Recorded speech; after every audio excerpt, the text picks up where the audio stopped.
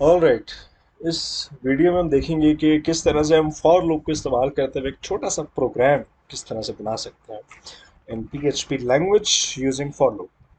मेरे पास यहाँ पे दो फाइल्स हैं, एक है input.php, एक है मेरे पास output.php। इन दोनों को मैं आमने सामने रख लेता हूँ ताकि दोनों में जो मैं कोड करूँ आपको एट ए टाइम दोनों फाइल्स का कोड नज़र आता जाए। अच्छा, इन फाइल्स का नाम कुछ भी हो सकता है, डजेंट नेसेसरी के आपको यही फाइल्स का नाम रखना है, कुछ भी नाम रखा जा सकता है। मैंने आपको समझाने के लिए एक फाइल का नाम रखा है इनपुट, दूसरी का नाम रखा है आउटपुट। इनपुट के अंदर हम लाइक कुछ इंटीजर वैल्यू डिफाइन करेंगे और आउटपुट के अंदर फॉर लूप जो है वो हमारे कोड को एग्जीक्यूट करेगी, रिपीट करेगी depending on the integer value we have put it. Okay, तो इनपुट फाइल के अंदर मैं आता हूँ और यहाँ पे मैं सबसे पहले HTML का कोड ले लेता हूँ। Not necessary but it's better.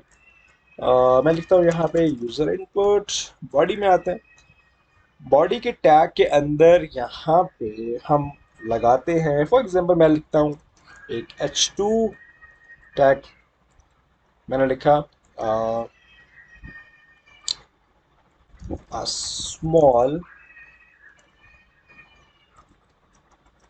Repeater, right. Okay, तो यहाँ पे मैं एक फॉर्म क्रिएट करता हूँ। फॉर्म के अंदर एक्शन में मैंने लिखा आउटपुट डॉट PHP और मेथड मैंने डिफाइन कर दिया फॉर एग्जांपल गेट। आप लोगों को बेहतर पता होगा कि ये मेथड्स और एक्शन क्या काम करता है। एक्शन में आपको यहाँ पे एक्सप्लेन कर सकता हूँ कि लाइक एक्शन में मैंने फाइल का नाम रखा है आउटपुट डॉट PHP के। इस फॉर्म के अंदर मैं जो भी लिख के सबमिट करूँगा तो ये तमाम जो भी डेटा है मेरा वो आउटपुट की फाइल में जाना चाहिए। डेट्स वाई आपकी जो भी सेकंड फाइल हो जिसमें आप फॉर लूप की फंक्शन को एग्जीक्यूट करना चाहते हैं तो उसके लिए आपने उसी फाइल का नाम इस फॉर्म के एक्शन में इस तरह से लिखना है। मेथड मैंने गेट इसलिए लिखा है क्योंकि मैं चाहता हूँ कि लाइक मेरा जो भी लाइक वैल्यू है जो मैं इस फॉर्म में लिखूँ मुझे यूआरएल बार पे डिस्प्ले करवाने हैं ताकि मैं आपको समझा सकूँ।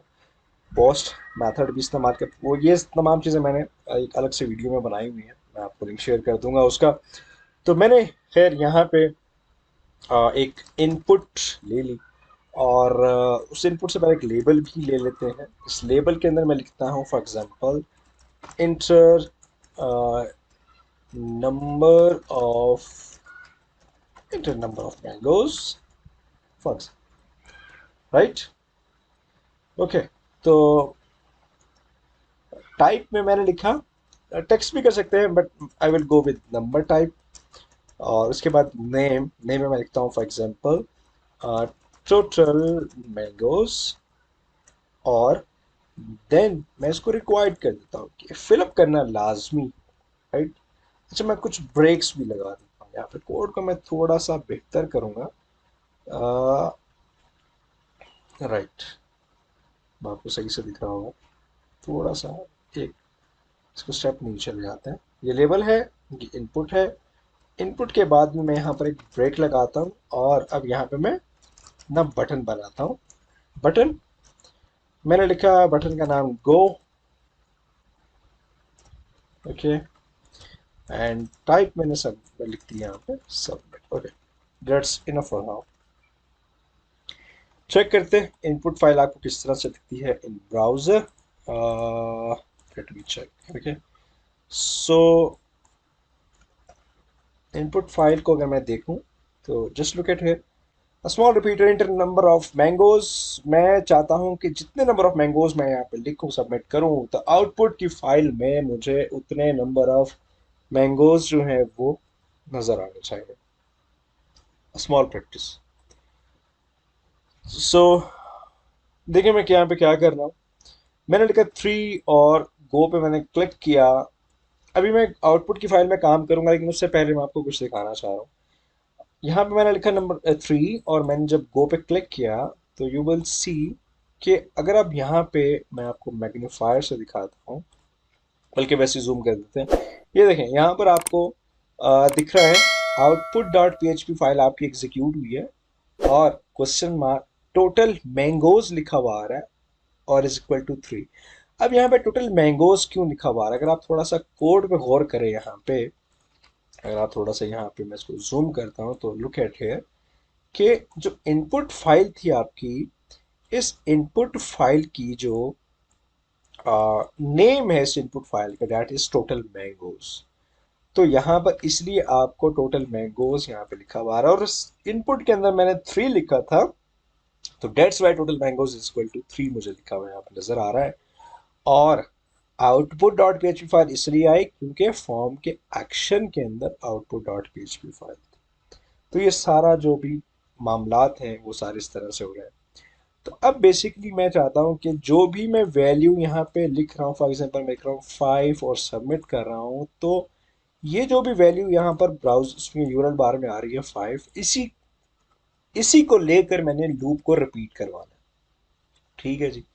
तो अब हम आते हैं वापसी अपने कोड की तरफ, और मैं यहाँ पे अब अगेन जो है वो आउटपुट डॉट पीएचपी की फाइल में जाता हूँ, इनपुट को मैंने छोड़ दिया।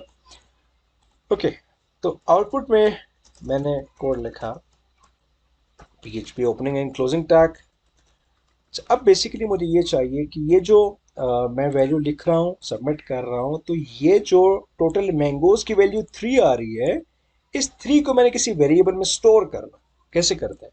मैंने लिखा डॉलर टोटल मैंगोज, या मैंने लिख दिया मैं सिंपल मैंगोज लिख देता हूँ, कोई भी। मैं थोड़ा सा चेंज करता हूँ ताकि आपको समझने में आसान हो। मैंगोज लिख देता हूँ, राइट। अच्छा, अब ये जो 3 की वैल्यू है बेसिकली मुझे यहाँ पर वो चाहिए।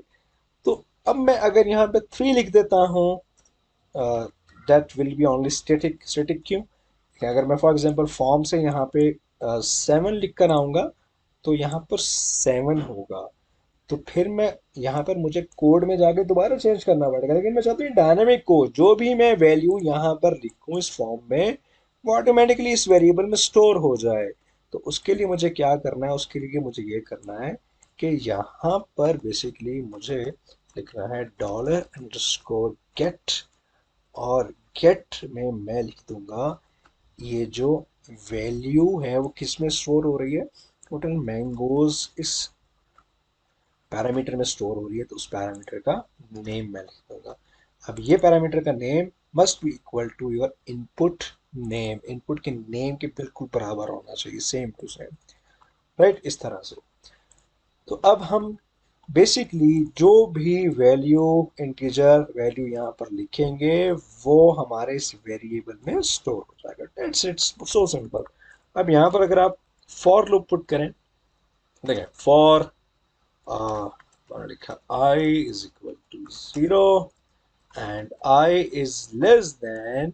अच्छा, अब मैं यहाँ पे नंबर नहीं डालूंगा, कोई भी नंबर जैसे हम डाल रहे थे पिछले लेक्चर में। यहाँ पे नंबर नहीं डालूंगा मैं, यहाँ पे बेसिकली ये वाला वेरिएबल मैं लेकर आ जाऊंगा।